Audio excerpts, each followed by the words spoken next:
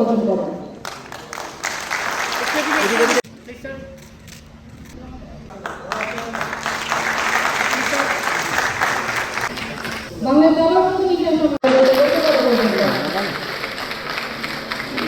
আমাদের দেশের প্রেক্ষাপটে আসলে আমাদের দীর্ঘ এই স্বাধীনতার পরবর্তীতে প্রায় 56 বছর আমরা পার করে ফেলেছি।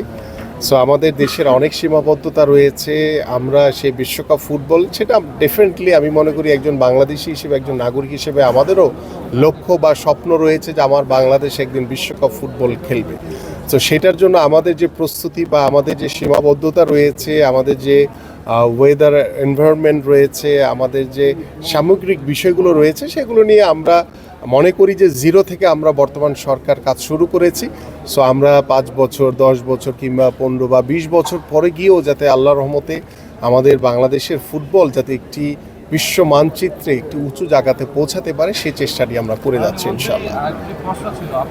ডেফিনেটলি আমরা তো খেলাধুলাকে পেশা হিসেবে প্রতিষ্ঠার লক্ষ্য নিয়ে আমরা কিন্তু ইতিমধ্যে আমাদের জাতীয় প্রায় 300 জন খেলোয়াড়কে যারা বাংলাদেশকে বর্তমানে রিপ্রেজেন্ট করছে তাদেরকে কিন্তু ক্রীড়া ভাতার আওতায় আমরা অন্তর্ভুক্ত করেছি। তাদেরকে ক্রীড়া কার্ডও প্রদান করা হয়েছে এবং পর্যায়ক্রমে আমরা আরও 200 জন ক্রীড়াবিদকে, জাতীয় ক্রীড়াবিদ যারা বাংলাদেশকে বর্তমানে রিপ্রেজেন্ট করছে, সর্বমোট 500 জন ক্রীড়াবিদকে কিন্তু আমরা ক্রীড়া ভাতার আওতায় এনে পেশাগত স্বীকৃতি বাবদ ক্রীড়া ভাতা প্রদান করব ইনশাআল্লাহ।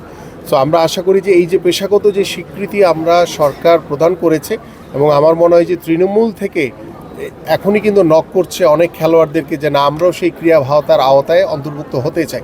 সো এটি একটি কম্পিটিশন আমার কাছে মনে হয়েছে যে অনেক বেড়ে গেছে। সো আমরা হোপফুলি যে আমরা তৃণমূল পর্যায় থেকে যেভাবে খেলাধুলাকে প্রাধান্য দিয়ে, গুরুত্ব দিয়ে, পেশাদারিত্ব প্রতিষ্ঠার লক্ষ্য নিয়ে কাজ করছি, সেটার ফল ইনশাআল্লাহ ভবিষ্যতে শুধু আনসার ভিডিপি না, আমাদের অন্যান্য বাহিনী বা অন্যান্য যারা ক্রীড়াবিদ রয়েছেন, অ্যাথলেট রয়েছেন, সকলেই যাতে এই সমান সুযোগটি পাবে ইনশাআল্লাহ। ধন্যবাদ।